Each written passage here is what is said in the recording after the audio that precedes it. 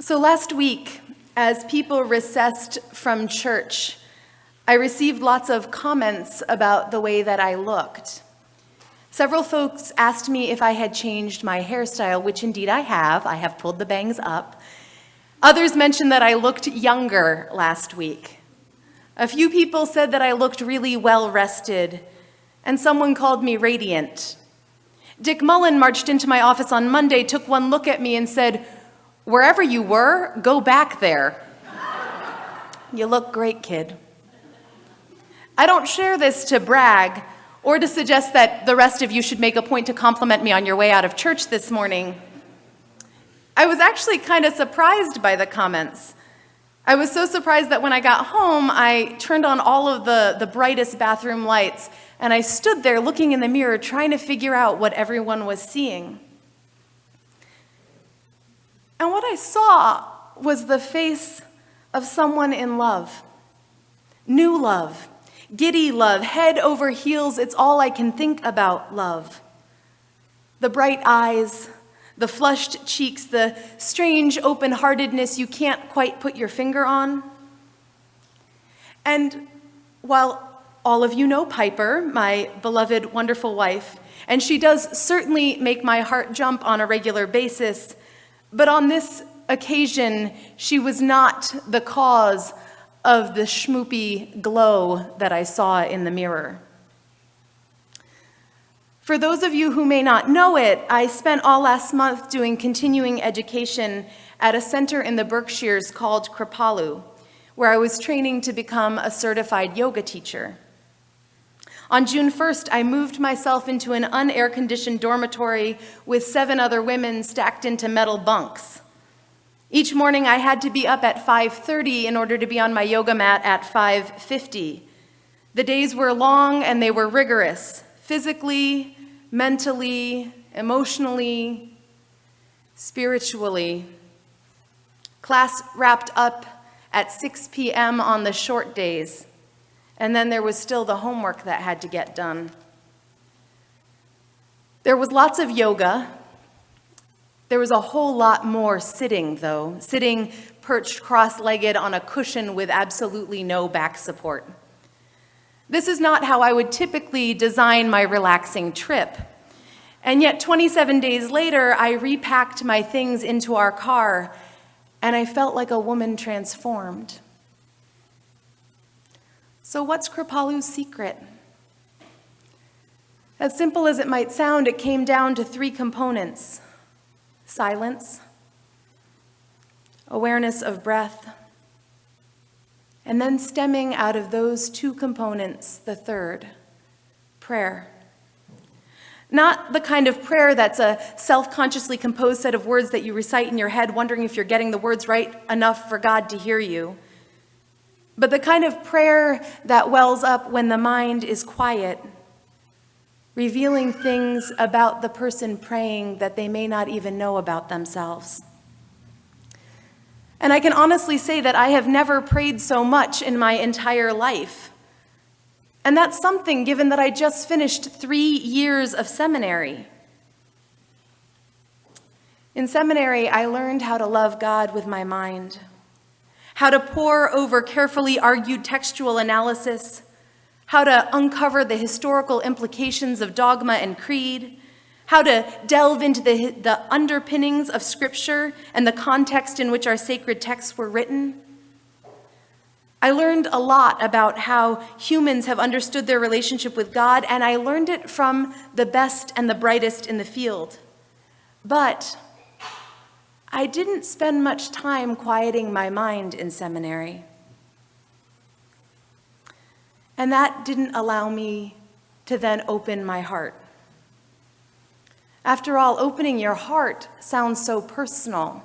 How could they possibly teach you that? Well, for those of you who are on the boards here at South Church, which many of you are, you know that we observe a minute of silence at the beginning of each meeting. But there are some of you who have not been there for that practice, and so right now I'm going to ask that you indulge me, and we're going to spend a full, solid minute in silence, right here in your pew, or for those folks who are listening at home later in the week, right now, a minute of silence. So I invite you to close your eyes, or if that doesn't feel comfortable, find a space in front of you to fix your gaze and then just let the eyes relax and blur a little bit.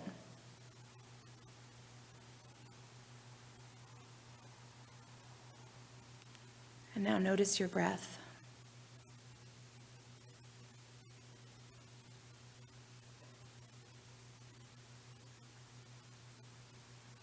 See if that breath can become slower and deeper.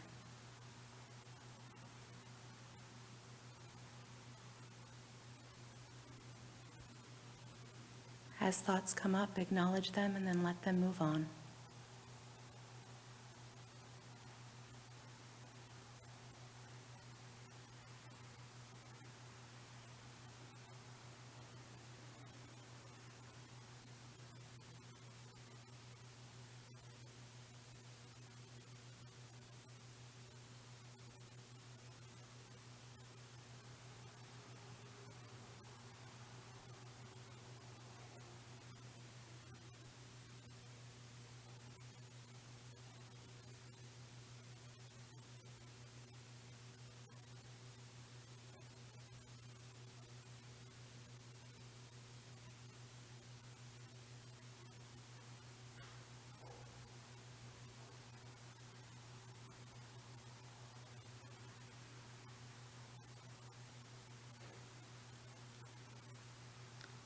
And now before you come back to opening your eyes and joining into this space, pause for a second and notice what you're feeling.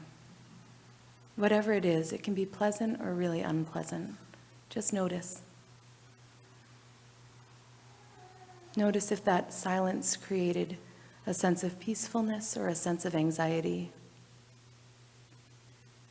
Notice what your heart is doing. And then open your eyes and come back to this community. So now, I'd ask that you imagine taking that minute of silence and then multiplying it by 10 or 20, and then doing it over and over and over it again every single day. Between yoga poses and anatomy lessons, we came back to silence. Between yoga philosophy and understanding the structure of a pose, we came back to silence. No matter what we had to learn in the day, there was always time built in for reflection and integration. It didn't matter if a lesson didn't cover everything it was supposed to cover. They didn't cut the silence. That part always remained intact. There were moments that we did so much being silent and so much deep breathing that I was worried I might fill up with air and just float away. And yet the more space that I created in my lungs and in my mind, the more that my interior landscape began to match the externally imposed silence. I wasn't worrying about the future. I wasn't rehashing the past. I wasn't trying to come up with the next clever thing that I could say, or obsessing about what people were thinking about the last thing that I tried to say, which probably wasn't that clever after all. I wasn't generating any negative self-talk or judging the people in my life for not behaving the way I thought that they should behave. I wasn't checking out with food or with Facebook or with TV or with texting. I was just breathing and being. And the more I did it, the more comfortable I felt to just exist in the moment, exactly as I was, with nothing to do and nothing to change, noticing what I was feeling, relaxing into the sensation, and then being open to it all transforming in the next moment. And that's the beauty of really being present. It's always changing, whatever you're feeling, no matter how uncomfortable. If you sit with it long enough, if you really move up and over that wave, it will change. Any of you who have ever spent time with a toddler, you understand what it means to be absorbed in the present moment. 1 minute they are wailing with all of the passion and pain they can muster in their tiny little bodies. And then the next minute, as if it never happened, they're giggling and they're ready to play. When the moment shifts, they shift with it. They're not stuck in the past or attached to a future that doesn't exist yet. But we adults have a harder time with this. And while I am grateful for all of the analysis and planning that happens in my prefrontal cortex of an adult mammalian brain, it's also a real pain in the neck. How do we figure out how to use this planner part of our brain, this foresight kind of part of our brain, and not have it take over, pulling us out of the moment? Now, prior to this training, I would have told you that being intentionally present was a good idea. I would have said, that's a good idea. Contemplation is a good idea. I would have agreed that breathing and meditation were beneficial practices. After all, in seminary, I studied all about desert fathers and mystics and monastic communities. I have done lots of reading about people who are intentional about silence. And yet, I didn't make it a part of my life. Just a few short months ago, I would have told you that I didn't have time for that kind of intentional practice. I would have told you that it was a luxury and I was simply too busy for it. Do you know how late I work some nights? And then there's grocery shopping and errands and the time at the gym, which I'm also supposed to do, and then I have to check in with every member of my family every week. And yet, despite this busy American schedule, I still find a lot of time to watch shows on Netflix. And I spend a lot of time reading articles on the internet that I'm sure are really important, and then I forget. And checking in on whatever anybody is posting on Facebook, because some of them, like Heather Sinan, are really, really funny. And then listening to iterations of the day's news from various different news outlets, because it wouldn't be enough to just hear it once. But even more than those things, I've historically spent a lot of time worrying, mostly about things that I don't actually have any control over. The weather, the future, the choices everyone else in my life is making. And between the constant input, yeah, that's exactly what it's like in my head when I'm worrying. Between the constant input and the worry it stirs up with me, my head is often too full to make silence a comfortable practice. But at Kripalu, little by little, 20 minutes at a time, my internal tapes started to run out. They just kept playing the same things over until finally my mind realized there was nowhere to go with that thought, and it just stopped. And what I was left with was space. Moments of silence that I thought nothing. And into that space, God walked. And here's the thing, God was, of course, there all along, buried underneath all of the noise. There it was, this gentle knowing, a deeper compassion, a quiet awareness of who I was created to be. I just couldn't slow down enough to hear it. Now, I'm not suggesting that I heard God speak the way so many Old Testament prophets do. I didn't hear an otherworldly voice beckoning me. It was more like a clearing of my vision, something coming into focus. In the Yoga Sutras, it says that the purpose of yoga is to still the churning waters of the mind. Our thoughts are like violent waves beating against a shore. And when that's happening, you can't look through the waves to see what is going on in the depths. But if you can still the mind, if you can quiet it just a little, often you can peer more deeply within and see where God is already living and moving and guiding. Now, perhaps this sounds really etheric and hard to grasp, but it's actually shockingly simple. The pathway to God is to be present with who you are in this moment. And the tools to arrive there are silence and breath and whatever prayers spontaneously arise on your heart and mirror you back to yourself more clearly. Episcopal priest and spirituality professor at Columbia Theological Seminary, Barbara Brown Taylor, writes, "No one longs for what he or she already has, and yet the accumulated insights of those wise about the spiritual life suggest that the reason so many of us cannot see the red X that marks the spot is because we're standing on it. The treasure we seek requires no lengthy expedition, no expensive equipment, no superior aptitude or special company. The only thing missing is our consent to be where we are." Earlier this year, we talked about Jesus going into the wilderness for 40 days and how that time transformed him and birthed his ministry. In December, we talked about Elizabeth's husband, Zacharias, who was struck dumb for months until he could curb his ego and learn what God was asking of him. And then we have the story of the multiple stories of people who encounter God or an angel when they're alone in the wilderness, often in a moment of great turmoil. Moses, Hagar, Jacob.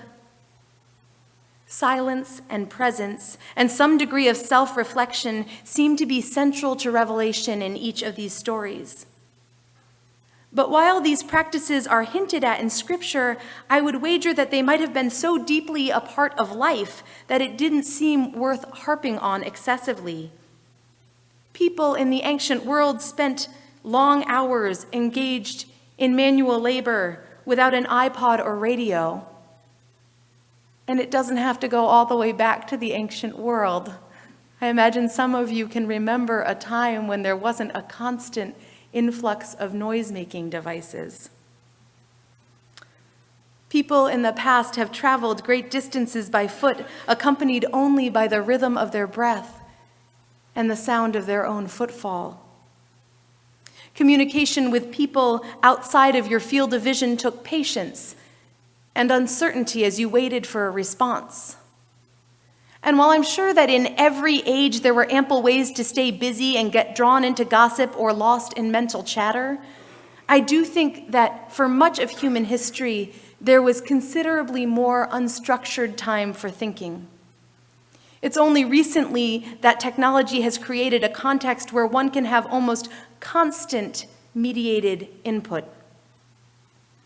And unfortunately, I think this makes that practice of intentional presence an extra challenge. It takes discipline to carve out intentional time for prayer, whether alone or in a community.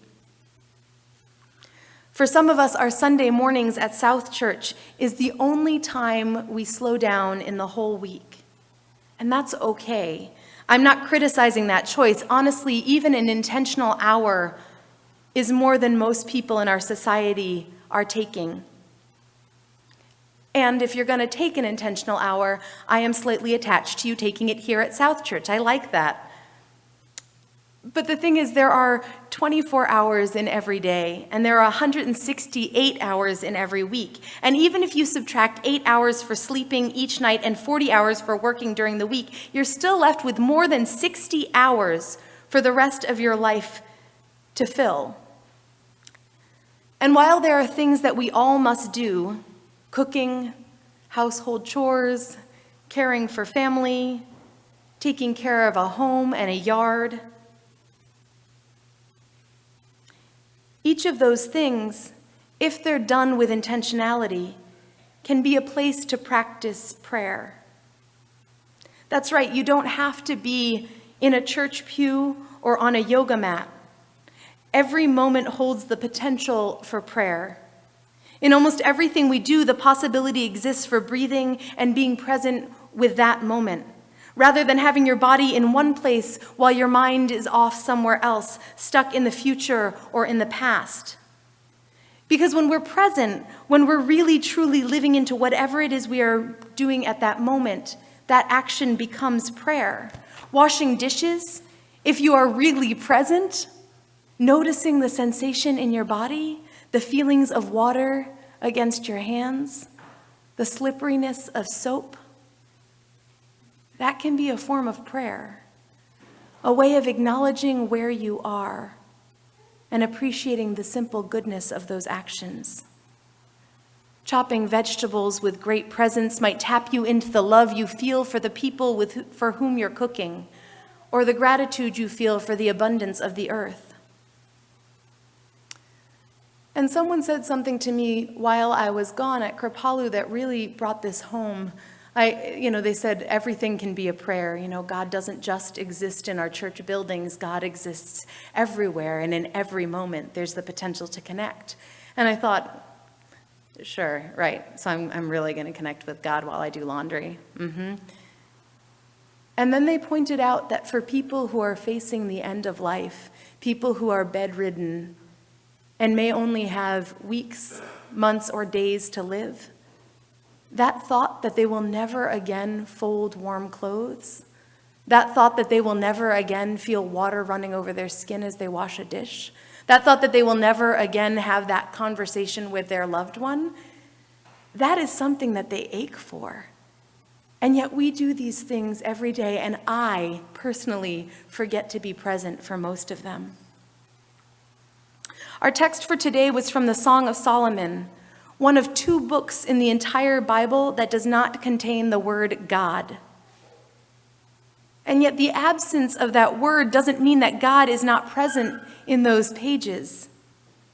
This juicy love poem between 2 characters is so romantic and frankly sensual that it could bring a blush to your face as you read it. And yet thousands of years ago, as the people compiling the canon picked what they were going to include, they chose this, along with all of those other stories and histories and parables and lessons. They chose to include this love note. And I'd like to think they might have done this for 2 reasons. The first is that everything about our bodies and the way we love one another has the potential to be sacred. This poem is chock full of descriptors about the human body and why we would want to celebrate its beauty and its goodness. But the other reason is that you could read the Song of Solomon as a love note to God. The beloved that they are talking about could in fact be the divine. There are many Christian mystics like Saint Teresa of Avila who experienced prayer as ecstatic love for God. But whether you read this poem as a love letter between 2 human lovers or a love note to God, this serves to remind us of the wonders of our embodied experience. The painful, the pleasurable, the mundane. Be with it all. Because each moment has the potential to be a new love note to God and a love note from God back to you. And so this morning, before we move to the table, I want to leave you with a few more words from Barbara Brown Taylor about the importance of embodiment in the Christian faith. So this is something that we as Christians have that makes it distinct from other faith practices. Wearing skin is not a solitary practice, but one that brings me into communion with all of these other embodied souls. It is what we have most in common with one another. The daily practice of incarnation, of being a body with full confidence that God speaks the language of flesh. And this is to discover a teaching as old as the Gospels. Why else did Jesus spend his last night on earth teaching his disciples to wash feet and share supper? With all of the conceptual truths in the universe at his disposal, he did not give them something to think about together. Instead, he gave them concrete things to do, specific ways of being together in their bodies, knowing that that would go on teaching them what they needed to know well past when he was no longer around. The disciples were going to need something warm and near that they could bump into on a regular basis, something so real that they would not be able to intellectualize it. Jesus gave them things that they could get their hands on, things that would get them close enough to touch one another. So as we move into this sacred feast this morning, I invite you to be present. Be present to the bodies around you. When they pass the tray and your fingers touch, be present to that movement. Be present to whatever is going on in your own body as you chew the bread or drink the juice.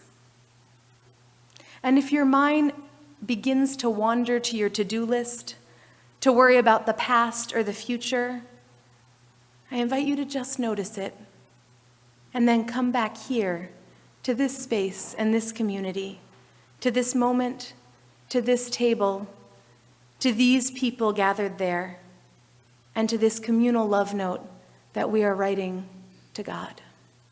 Amen.